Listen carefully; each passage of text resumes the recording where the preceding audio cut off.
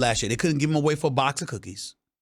They ultimately elected to release him in March. When they elected to do that, he was a free agent for one day, and the Oakland Raiders picked him up, led by John Gruden. They pick him up. They brought him on the team. Ladies and gentlemen, he was actually the voice of reason when Antonio Brown got in to Mike Mayock, the GM for the Oakland Raiders. When Antonio Brown got into his face, it was Vontaze Burfict separating him. It was Vontaze Burfict trying to calm him down. But he gets out on the field and he does this. Suspended for the rest of the season. I'd love to sit here and tell you that it's too extreme. But how many warnings do you need? How many warnings is he supposed to receive before he learns the error of his ways? The National Football League, in concert with the Players Association, negotiated all types of rules that would position you to elevate the level of safety that exists in the NFL. That's what they did. That's what they did. They sat up there and they said, you know what? This is what we're trying to do here. This is what we want you to do. We want to avoid those headshots. We don't want to be sued over concussions and CTE costing us billions of dollars potentially. We don't want that. We're going to eradicate that from our game. The Players Association agreed. Practice times involving contact drills, they were limited. Guys spending hours in a weight room and with strength and conditioning coaches now is the way to go as opposed to actual contact or being subjected to contact. Those were all things the players signed off on. And Vontaze Burfict has repeatedly, religiously violated that mandate. I'm not here to get on him. I wish the brother was in the league. I wish he didn't get suspended. I wish he was making his money. The guy that I met and talked to seemed like a relatively nice.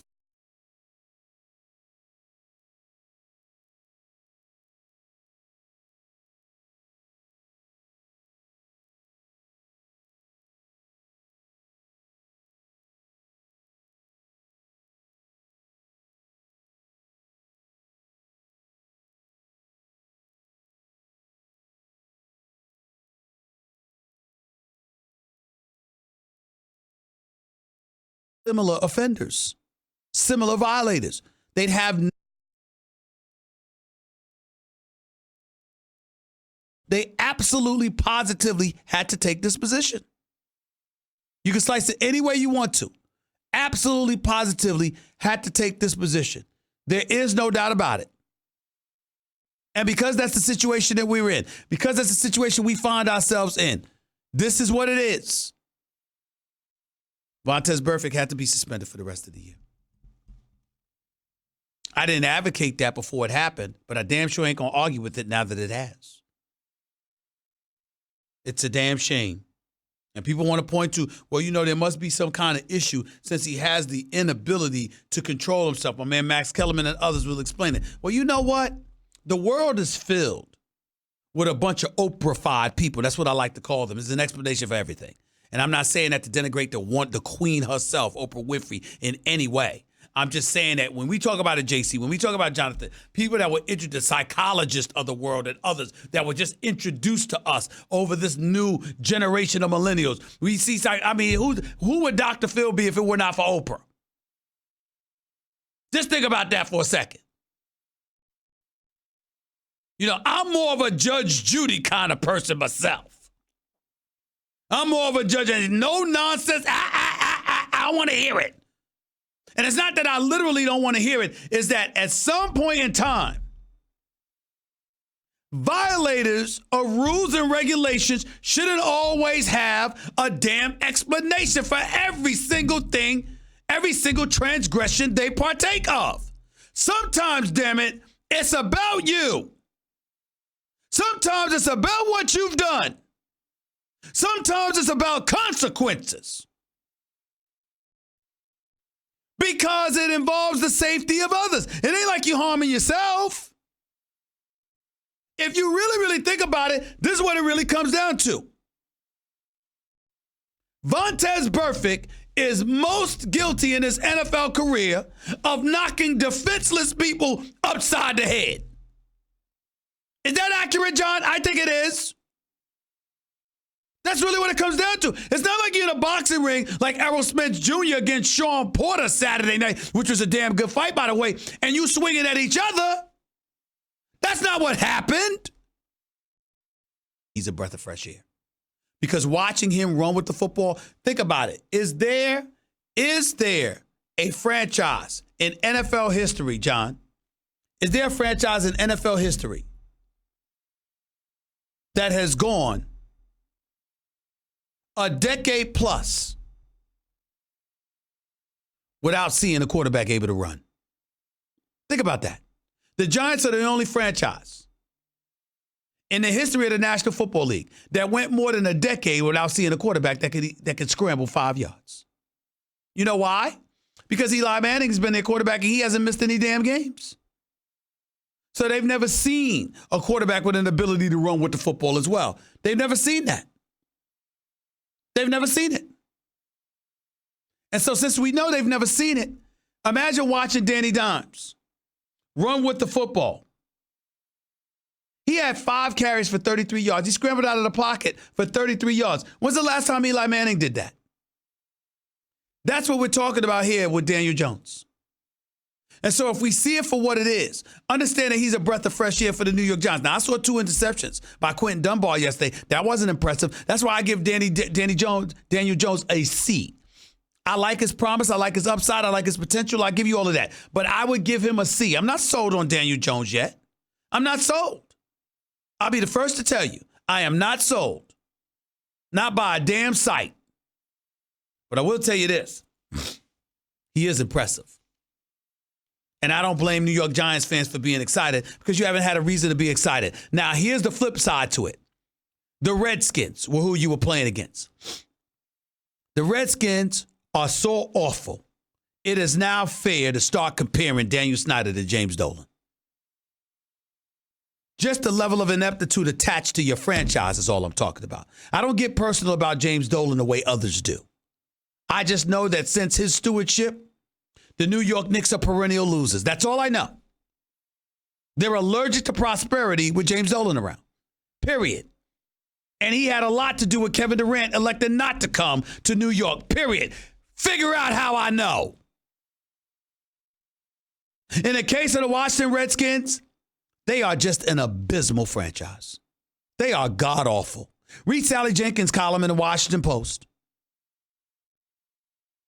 It talked about the Giants being a relatively respectable franchise with a plan moving in the right direction, and they were going against the Redskins. It was awful. And so Case Keenum can't do anything right yesterday. Only completes 6 passes for 37 yards. Can't see straight. Had the foot injury that hampered them to some degree. And Jay Gruden decides to go with Dwayne Haskins. Let me say this in defense of Haskins. As indefensible as his play looked, a rating of 32, 9 of 17 for 107 yards with sack twice, 3 interceptions. He looked awful. Got it. Let me tell you how I can come to his defense. 1, he runs better than most of us thought. 2, how in the hell do you put this guy in a game?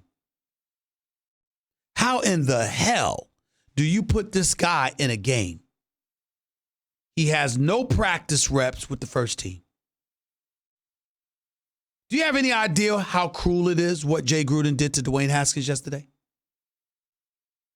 I know that Case Keenum was completing 69% of his passes. I know that he had, up until Chicago game, he didn't have any interceptions with 5 touchdowns. I get all of that, but the fact of the matter is, you were 0-3. You knew people were clamoring for Dwayne Haskins.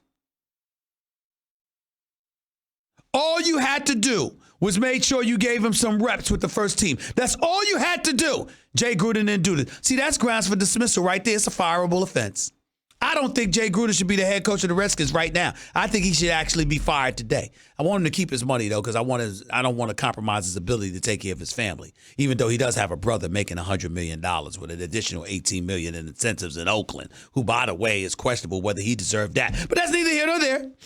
If I got that money, I ain't turning it down, so I'm not going to knock John Gruden for that, but that's a different story for another day. By the way, good win by the Oakland Raiders yesterday in Indy, despite Vontaze Burfict's nonsense. But getting back to Jay Gruden in the nation's capital, he should not be a head coach for the Washington Redskins any longer. Period. There was a negligence of duty yesterday with him putting Dwayne Haskins in that lineup with the first team. He wasn't ready. But Jay Gruden didn't do enough to get him ready. And a legitimate argument can be made that coaching on a part of the Redskins is what's holding Dwayne Haskins back from looking like Daniel Jones. One could argue. We don't know. But we know about the Redskins, don't we? That shouldn't be hard to figure out. 888-SAY-ESPN is the number to call up. This 888-729-3776. You're listening live to Stephen A., ESPN Radio, ESPN News. Lots of stuff to get into today. Nick Chubb and the Cleveland Browns ran roughshod over the Baltimore Ravens. What the hell is going on with the Baltimore Ravens right now? Hey, Baker Mayfield shut everybody up yesterday. We got to talk about that, too. Of course, the Rams giving up 55 points to the Tampa Bay Buccaneers and Jameis Winston. What the hell is that about? Does Carolina need Cam Newton? They've won 2 straight without him. That's an interesting stuff. Oh, by the way, sticking with the NFC South, what the hell happened to the Atlanta Falcons? What's going on with them? That's something interesting to talk about. And, of course, Dallas, New Orleans. That's something interesting to get into. Plus, you got Monday Night Football coming up. Pittsburgh going up against the Cincinnati Bengals. That's why our man Booker McFarland will be on the show to holler at us at the top of hour number 2. So don't touch that dial. Stick around. You're listening live. It's Stephen A., ESPN Radio, ESPN News. By the way, ESPN News. By the way, do you have frequent heartburn?